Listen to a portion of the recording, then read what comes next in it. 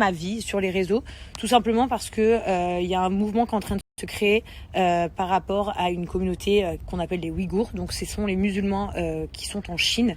Ça ne date pas d'aujourd'hui, ça ne date pas d'hier, mais il y a un gros mouvement là médiatique et du coup je soutiens cette cause à 100%. Pour ceux qui ne savent pas ce que c'est, en gros, on va se parler cru, ce sont des personnes en Chine qui estiment que les musulmans ne sont pas des humains, en fait, visiblement, parce que on les, entre guillemets, moi j'appelle ça de la séquestration, on les enferme et on leur bande les yeux au sol.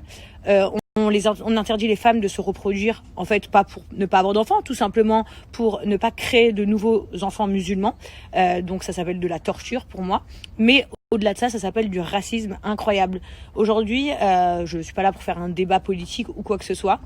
N'empêche que ce que j'entends d'un de ces présidents de la Chine ou je ne sais pas qui, il ose regarder les images et dire qu'il ne voit pas ce qu'on décrit. Alors personnellement, je ne travaille pas dans la politique. Par contre, moi, ce que je vois, c'est des centaines de musulmans assis, attachés, les yeux bandés. Ce que j'entends, c'est des femmes qui témoignent qu'on les stérilise pour pas qu'elles se reproduisent, pour pas qu'elles mettent au monde des enfants musulmans.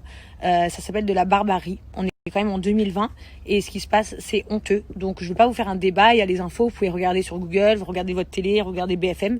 Par contre, ce que je demande aujourd'hui à tous les musulmans et toutes les personnes qui ne sont pas musulmans, parce que là, ce n'est pas une cause de religion, là. C'est une cause humaine, en fait. Nous sommes tous des humains et nous avons tous le droit d'avoir nos croyances et nous avons tous le droit de se reproduire. Et en fait, ce qu'ils font ces gens là-bas, c'est encore presque pire, si je peux me permettre, que certaines communautés qui se proclament terroristes ou qui se proclament opportunistes ou ce que vous voulez, en fait.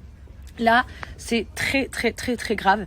Donc, il faudrait qu'il y ait un mouvement solide, un mouvement mondial, que l'on soit musulman ou pas, qu'on soit une femme ou un homme, qu'on soit jeune ou ancien. Ce qui se passe, ça s'appelle de la torture. Imaginez-vous si l'un de ces hommes assis par terre était quelqu'un de votre famille, un ami, un voisin. Si une de ces femmes qui souhaitait avoir un enfant au monde, eh ben non, on lui mettait un stérilet pour pas qu'elle puisse avoir d'enfant. Enfin, c'est de la barbarie. Qu'est-ce que c'est ça? Comment ça peut même exister en 2020? Et on peut changer les choses. On l'a bien vu avec tous les problèmes raciaux qu'il y a eu il n'y a pas très longtemps avec la police, George Floyd, etc. Il y a eu un mouvement mondial. Toutes les personnes influentes en ont parlé. Toutes les personnes que vous êtes, les personnes sublimes que vous êtes, en ont parlé. Et ça a changé les choses, les amis. Vous avez réussi à changer les choses. Tous ensemble, on a réussi à changer des choses. Alors oui, dans la vie, tout le monde n'est pas d'accord. Tout le monde n'a pas les mêmes visions. Mais par contre, il y a une chose qui est interdite, en fait. Personne, je dis bien personne, n'est inférieur à qui que ce soit. Aujourd'hui, les musulmans, ils ont le droit d'être musulmans. Les femmes, elles ont le droit d'avoir des enfants. Et par contre, ces enfoirés, ils n'ont pas le droit de torturer les gens.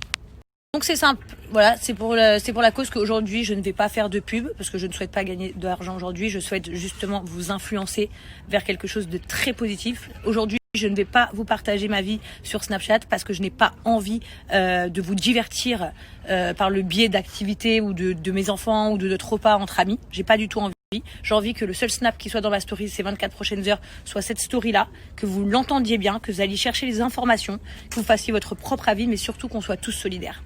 Voilà. Bisous les amis.